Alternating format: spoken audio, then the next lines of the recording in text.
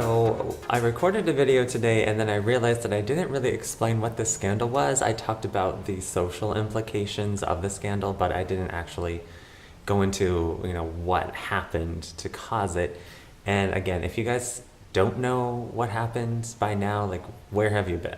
But basically, a girl's parents paid $500,000 to get her and her sister into USC under false pretenses, pretending that they were, what do you call this, elite athletes, these rowers, and they photoshopped images of them, created fake sports profiles, and I think maybe even got fake SAT scores. But it's this big, huge deal, and I wanted to talk more about the social implications of this case and not just what she did wrong and why it's messed up in her situation, but in general, the issues that it exposes.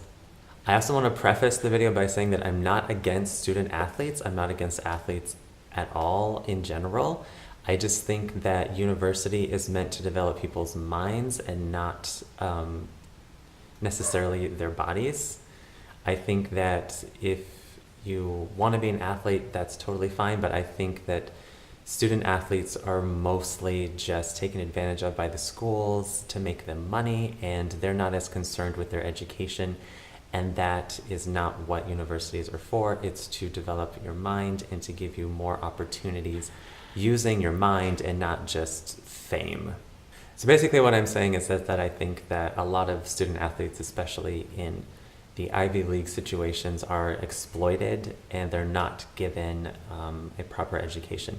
I think everyone should have a high quality education, but these elite schools, if they're going to be elite, they should be elite because they're taking in the best and brightest minds and not just someone who's going to draw attention to the school so that they can get advertisement deals or so that alumni will donate millions of dollars to pay for coaches and equipment and uniforms and things like that are totally unnecessary for the educational process. I also mention about the integrity of education in general. So I think that we live in a world where people are very skeptical of education, and if you get a degree, that degree is actually a credential. It's seen as a credential by the public and by employers. And if you're a student athlete and you got your degree just because you're good at kicking a ball around, that's really unfair. That's presenting yourself as an intellectual or as an expert in some sort of field with the backing of a university and with the reputation of the university, and I think that's wrong. So I wanted to clarify those things before I get into the video. So stick around, I have some interesting things to say. Why is this so crappy? I swear I need all new technology. Let's see if that's better. No, of course not, because I'm a giant and it's just still not good enough. Now normally I would just, it's still not tall enough. Why am I so tall? That finally, thank God, okay. Hello everyone, this is not really going to be about anything too language related, although it is education related. I wanted to talk about the whole Olivia Jade scandal, and if you guys don't know, which I don't know how you wouldn't know, but Olivia Jade is the daughter of the actress Lori Loughlin, who played the character of Aunt Becky on the 90s sitcom Full House. So anyway, she was on the show Full House. She played Aunt Becky, who was the wife of Uncle Jesse, who was like the heartthrob of the whole show, bad boy, singer or something. I can't really remember. He was played by John Stamos, who is, still very attractive. But it's a show that a lot of people are nostalgic about, but if you go back and you watch the show, it's actually terrible. It's almost impossible to watch just because it's so badly written, and John Saget is just not a good comedian at all. I don't know how he landed that role as the what was his name? Is it Danny Tanner? Something really, really corny, really stupid. It's how the Olsen twins got their start, and that's really the only notable part about the Full House story until now, when Lori Loughlin and her husband, I can't remember his name, maybe I'll put it up here if I can remember. Two really rich people, not super famous, not like A-list celebrities, but, very well-to-do rich people, $20 million home, etc. I want to talk about this because I think I have a little bit of a different perspective on this case than a lot of people. Everyone's talking about, she's spoiled brat and blah, blah, blah, blah. But I think there's several layers to this story that make it so compelling and that make it actually a really important story to talk about, and that's why I'm talking about it. So I went to college. I have my master's degree, and it was a really positive experience, but it was also a lot of hard work. But the truth is, when I first went to college way back in 2004, I was not the best student. I kind of did the opposite from most students. So when I went to high school, like my first year, I was pretty much straight A's. Then somewhere around the middle of my sophomore year, I started to slip in my grades, and I stopped caring about school as much. And then about halfway through my junior year, I started to care again. So my senior year, I was like super dedicated and worked really hard. But by then, a lot of the damage had already been done, and I wasn't going to graduate, at the top of my class, even though I did graduate within the top. I think it was 13%. I was somewhere in there. I wasn't terribly far from the top, but most of that was because so many of the seniors just completely checked out and they didn't care at all. I at least cared a little bit, but there were certain classes that I didn't try, and so my GPA suffered. But my parents didn't have any money to give me any sort of special tutors, or I didn't have extra money to do the PSAT or the PACT or anything like that. So I just went in, took the ACT. I didn't get a great score. I got above average, but it was not anywhere near what I wanted to get. And my options were pretty limited. And there's this incredible pressure, at least there was on me, from the time I was in elementary school, like, where are you going to go to college? What are you going to major in?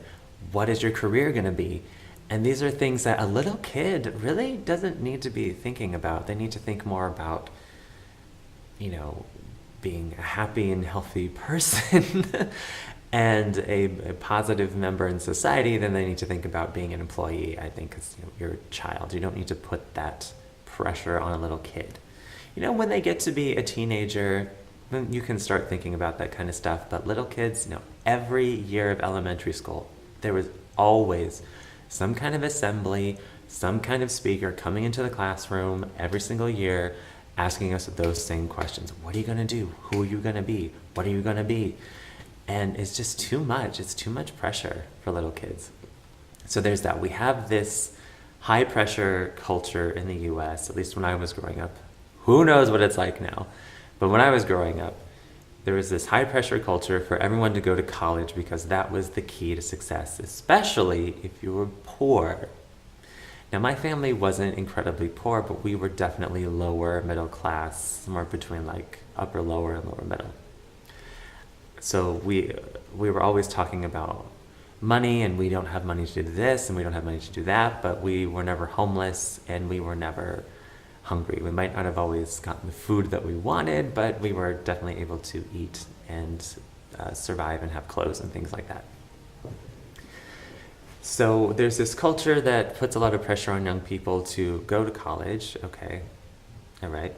I think some of it is at least noble intentions, is you want your children to grow and to develop and to reach their potential, and college is one place where you can do that, because you're growing up and you're learning about yourself, you're learning about how your mind works and the things that really interest you.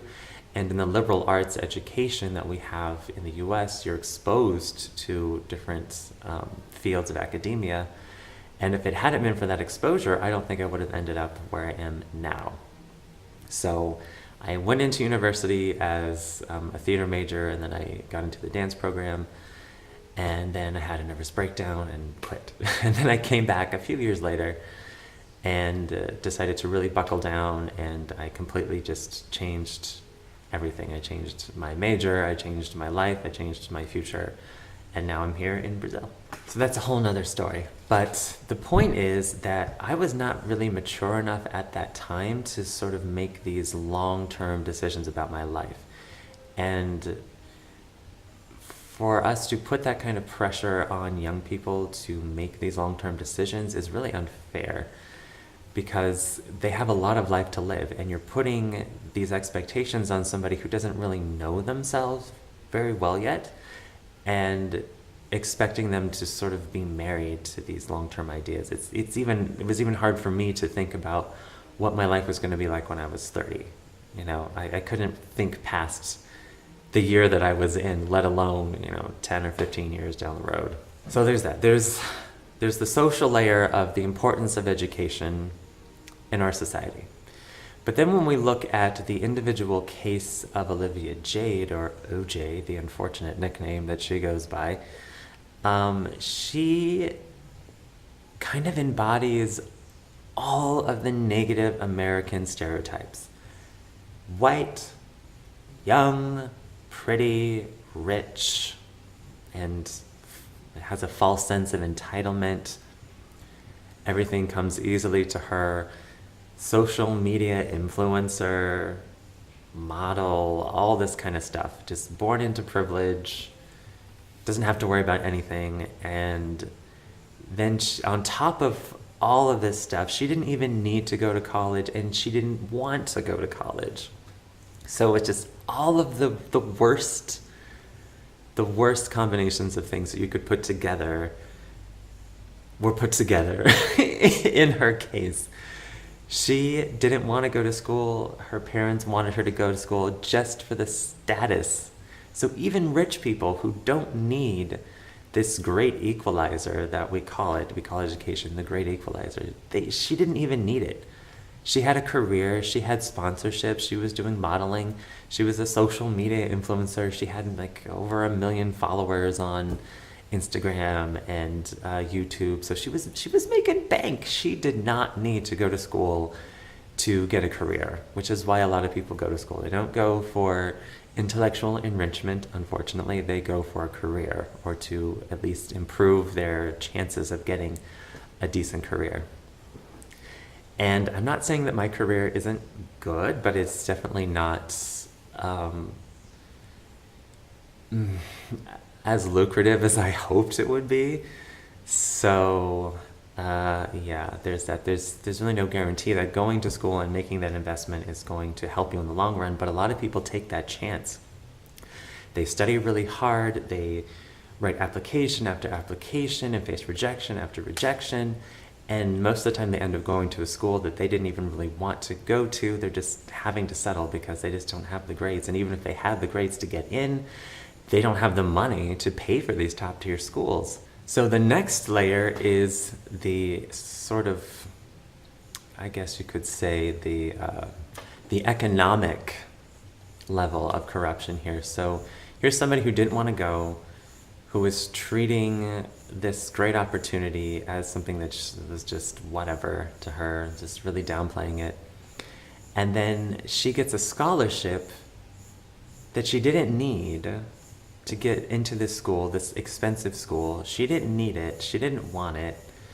And someone else who was really talented had that spot taken away because her parents were rich. So again, we have this whole privilege argument coming out, and it exposes just how unfair, even if she had gotten in fairly, her parents could have paid for her to go. And a lot of students who have the dedication and have the faith in education that it will help them cannot foot the bill. Like, their parents can't foot the bill. My parents didn't save a cent for me to go to college, so I'm in a lot of debt. For an education that's not even top tier. I'm not trying to bash my school or anything. I loved my school, I loved my professors, I learned a lot, but I spent a fortune going to a school that no one really even has heard of before. So there's all of that. And then it brings up the question of athletics and the role that athletics play in academia, which I guess if you want to play sports in college, I'm fine with that. But universities using athletics as a way to sort of make money and be more prestigious, I'm not okay with. I don't think that, I don't want to say that athletes don't deserve an education too, because they certainly do, but you need to be academic and athletic if you're going to get that scholarship. I don't believe in just giving people academic scholarships based on their athletic abilities, because they're not going to get the most out of their education probably, and it's just a way for the school to make money and to look good for the alumni. It's not anything to do with developing the minds of the students or making the school better in any other way than just having nicer buildings and more prestige. The quality of the education isn't necessarily affected by this, and I think that is very unethical for universities to do, to give people scholarships just based on your physical ability.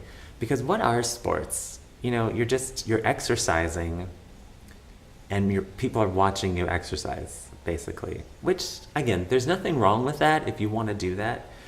But for you to get a highly sought after degree just because you're good at exercising, it's pretty messed up.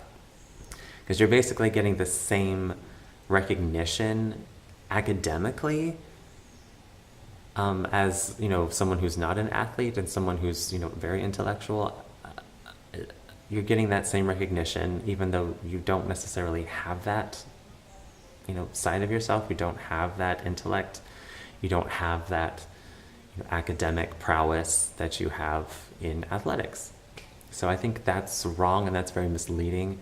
And again, it's a status symbol. We've turned education into a status symbol, and it's so unfortunate. It's so messed up, and that's not what academics are for. It's to develop your mind and to make our population an informed population. That's why we need good education. And this whole scandal, this whole situation just sort of starts bringing that down and making our institutions look like a sham.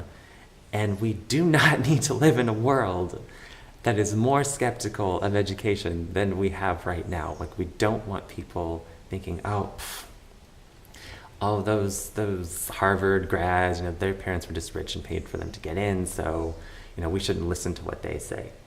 Now, certainly there are cases of people who have an Ivy League degree who don't know what they're talking about, but we shouldn't dismiss a college education just because of this scandal. Like, we need to make sure that we are upholding the integrity and the responsibility of these institutions to create an honest process. So, yeah, that's about it. I'm sure there are more layers to this that I could think of, but it's just a conglomeration of all the things that are wrong with this country and the educational system and class and a whole host of things. And I wanted to touch on those because it's really important that we wake up and we address these issues. Like, look, what is the purpose of school? What can it actually do? What's it actually for? And who should be going there? She didn't need to go. She had her own career, and now her career is completely effed up because her parents wanted that status symbol for their family. Way to go, Mom and Dad. Oh, so the last thing, if I were going to give her any advice, it would be this: drop out and apologize. I think it's pretty unlikely that you didn't know what was going on, but I could also believe that you didn't know all the details. I could believe that your parents maybe said, okay, we found a way for you to get into USC, just promise us that you'll go. I could see that being the case. But for her to not know anything about it seems pretty unbelievable. But so that would be my advice. Drop out, apologize. If you really didn't know, just tell people you didn't know. And if you did know, girl, you need to beg for forgiveness and you need to give away money for a deserving student to go. I think that would be probably the best course of action for you. So apologize, drop out, give a scholarship, wash your hands of the whole situation and fly right from now on. So that's it for today. That's it for today, guys, and I'll see you next time. Bye.